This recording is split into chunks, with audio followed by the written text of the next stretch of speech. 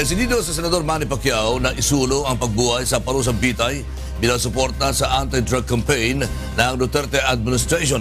Mula sa Camp Crame, may report si Grace Casin live.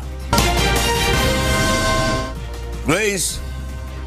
Magandang tanghali sa iyo, Lakay. Kanina nga ay tumayong panauhing pandangal si Senator Manny Pacquiao sa ika-38 anibersaryo ng PNP Intelligence Group kung saan dito niya ipinahayag ang kanyang pagnanais na ganap ng maisabatas ang death penalty. Ayon sa senador, ang death penalty ang dapat nakaparusahan sa mga terorista. Panahon na umano para muling buhayin ang parusang bitay dahil sa tila walang pakundangan ng mga kriminal, lalo na ng mga terorista. Ito rin ang kasaad sa kanyang Senate Bill No. 183 na nagtatakda ng parusang kamatayan para sa terorismo at iba pang heinous crimes. Anya, magiging malaking tulong ito sa Philippine National Police sa pagsugpo ng krimen at siya mismo ay sumusuporta sa kasalukuyang administrasyon sa pakikipaglaban nito kontra sa droga. Naniniwala ang senador na kailangan lamang ipaliwanag sa publiko ang nilalaman at layunin na nasabing panukalang batas upang matanggap ito ng marami. Lakay kumpiyansa ang senador na ngayong nagsimula na ulit ang sesyon ng dalawang kapulungan ng Kongreso ay matatalakay na ito at tiwala siya na mayroon silang sapat na bilang para maipasa ang panukalang pagbuhay sa parusang bitay. Lakay? Maraming salamat, Grace Casin, nag-uulat mula sa Camp Crame. Inamin ni Pangulong Rodrigo Duterte na posibleng magdeklara siya ng martial law kung magkakaroon ng matinding kaguluhan sa bansa dahil sa illegal na droga. Yan pa man tiniyak ng Pangulo na hindi niya gagamitin ng martial law upang manatili siya sa pwesto. Narito ang report ni Rosalie Coz. Batay sa 1987 Philippine Constitution, may kapangyarihan ng Pangulo ng Bansa na suspindihin sa loob ng 60 araw ang pribilehiyo sa writ of habeas corpus o ilagay sa ilalim ng batas militar ang Pilipinas kung mayroong rebelyon at upang tiyakin ang kaligtasan ng publiko. Kaya naman naniniwala si Pangulong Rodrigo Duterte na sapat na dahilan sa pagdedeklara ng martial law ang matinding suliranin sa iligal na droga sa bansa. You know, I have to protect the Filipino people. It's my duty. And I tell you now, if I have to declare martial law, I will declare it. Not about invasion, insurrection, not about danger. I will declare martial law to preserve my nation, period. Ayon sa punong ehekutibo, walang makakapigil sa kanya kung nais niyang magdeklara ng batas militar kung kinakailangan. Ginawa ng Pangulo ang pahayag ng pangunahan ng panunumpa ng mga bagong opisyal ng Davao City Chamber of Commerce and Industry Incorporated noong Sabado. Wala akong pakialam dyan sa Supreme Court because the right to preserve one's life and my nation, my country transcends everything else, even the limitation. Kung gusto ko at it will deteriorate into something really very virulent, I will declare martial law if I wanted to. Walang makapigil sa akin. Pinabulaan na naman ng Pangulo na dahil gusto niyang magtagal sa pwesto, kaya niya kinukonsidera ang martial law. Muli rin itong minaliit ang mga nagpaplanong patalsikin siya sa pwesto. Samantala, matapos kausapin ni Pangulong Duterte sa isang closed-door meeting ang mga alkalde sa buong bansa noong Miyerkules, plano rin itong kausapin ang mga governor upang tulungan siyang kausapin at i-monitor ang nasasakupang mga barangay captain. And I'd be calling the governors next week. Sabihin ko talaga sa kanila. You tell your barangay captains, may supervisory powers kayo. And yung cities under you, hindi pa chartered cities. You tell the mayors, reiterate to them. But I would like to tell you, hindi ko kaya lecturean lahat ng Rosalie Coz, UNTV News and Rescue, Malacanang. Nanawagan si Pangulong Rodrigo Duterte sa mga pinuno ng mga bansa sa ASEAN ng pagkakaisa sa kick-off ceremony ng hosting ng Pilipinas sa Association of Southeast Asian Nations Summit ngayong taon sa Davao City. Narito report ni Victor Cosa. Opisyal nang ilunsad kahapon ang pamumuno ng Pilipinas sa ASEAN Summit 2017 kung saan mismong si Pangulong Rodrigo Duterte ang nanguna sa seremonya. Mula nang mabuo ang Association of Southeast Asian Nations noong 1967, ito na ang ika-4 na pagkakataon na napunta sa Pilipinas ang chairmanship ng ASEAN Summit. Ipinagdiriwang din sa taong ito ang ika-50 anibersaryo ng ASEAN. Sa kanyang talumpati, hinikayat ng Pangulo ang ibang ASEAN member nations na magtulungan upang makamit ang layunin para sa kapakanan ng rehiyon at ng kani-kanyang mga mamamayan. I say to you today, in full humility, the Philippines as ASEAN chair will remain steadfast in upholding the ideals and values we hold dear and in working for the realization of our aspirations.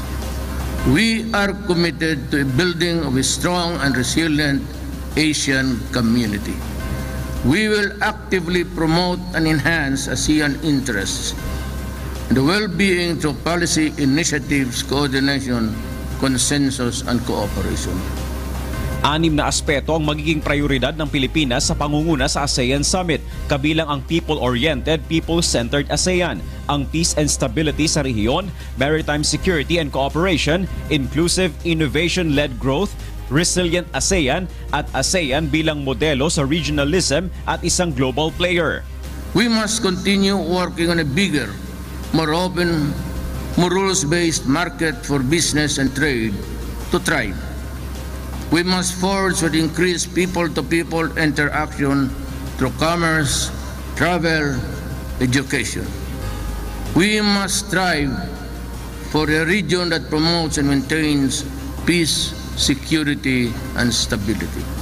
We can work to strengthen the capacities of micro, small, and medium enterprises, promote and protect welfare of migrant workers, and ensure social protection for the vulnerable sectors of society. Hinikayat naman ng Pangulo ang mga Pilipino na makibahagi sa trabahong nakaatang sa Pilipinas kaugnay ng ASEAN Summit 2017.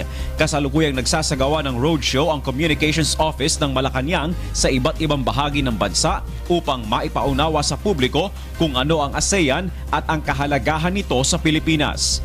Victor Cosare, UNTV News and Rescue, Davao City.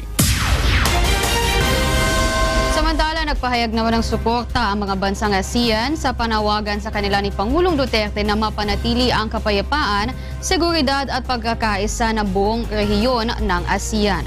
Narito report ni Aileen Taclob. Mainit ang naging pagsalubong ng mga Davaoenyo sa mga kinatawan ng iba't ibang bansa na nagtungo sa SMX Convention Center Davao City para sa launching ng ASEAN 2017 chairmanship ng Pilipinas. Bukod sa mga country representatives, dumalo rin sa pagtitipon sina dating Pangulong Fidel V. Ramos at Gloria Macapagal Arroyo, gayon din ang ilan pang kilalang mga personalidad sa bansa. Kaya naman naging mahigpit ang seguridad na ipinatupad ng Philippine National Police at Armed Forces of the Philippines. Sa temang Partnering for Change, Engaging the World, ang siyang tema ng ASEAN launching, nais ni Pangulong Rodrigo Duterte na sa pangunguna ng Pilipinas ay maging modelo regionally at globally ang mga bansang kasapi ng ASEAN habang pinananatiling sentro ang kapakanan ng mga tao. Suportado naman ng iba't ibang bansa ang ASEAN chairmanship ng Pilipinas. The Russian Federation fully supports all the priorities of the Philippine chairmanship of ASEAN.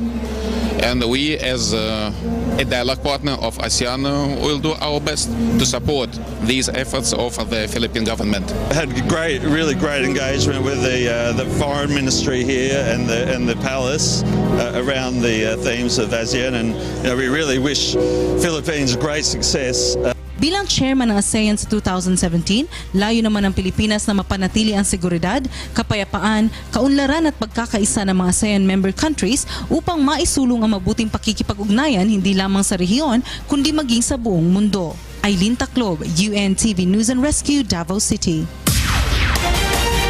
Maaaring umabot sa 3 milyon ang madadagdag sa mga walang trabaho sa buong mundo sa katapusan ng 2017 batay sa Global Unemployment Record International Organization. Narito ang report ni Marge Navarro. Batay sa World Employment and Social Outlook Trends 2017 na inilabas ng International Labour Organization, tinatayang aabot sa 3.4 million na individual ang madaragdag sa bilang ng walang trabaho sa buong mundo ngayong taon. Mula 5.7% noong 2016, tataas sa 5.8% ang global unemployment rate ngayong 2017 o ang porsyentong madaragdag sa kasalukuyang 201 milyong individual na walang trabaho. We expect global unemployment to increase by 3.4 million in 2017 and that will bring global unemployment level to 201 million in the year that's beginning. Ayon kay International Labour Organization Chief Guy Ryder, maraming bansa ang hanggang ngayon ay bumabangon pa mula sa malaking epekto na naidulot ng 2008 global financial crisis. At kahit sumulong pa ang ekonomiya ng malalaking bansa, ang kakulangan ng maayos na trabaho ay lalong nagpapaigting sa social unrest at migration na nagpapalala naman sa problemang panlipunan at pang-ekonomiya ng mundo. Batay sa ulat, sa pagitan ng mga taong 2009 at 2016, tumaas ang employment migration sa halos lahat ng rehiyon sa buong mundo, maliban na lamang sa Southern Asia, Southeastern Asia at sa Asia-Pasipiko. Pinakamalaking antas ang naitala sa Latin America, the Caribbean at sa Arab States. Ayon sa pag-aaral, kinakailangang mapagtuunan ng pansin ng mga bansa sa pagbuo ng mga polisiya ang lalo pang pagpapalago ng pamumuhunan upang mas makapagdagdag ng bagong trabaho sa taong ito. Kung magagawa ito, sa halip na madagdagan ay posibleng mabawasan pa ng 2 milyong individual ang global unemployment sa pagpasok ng taong 2018.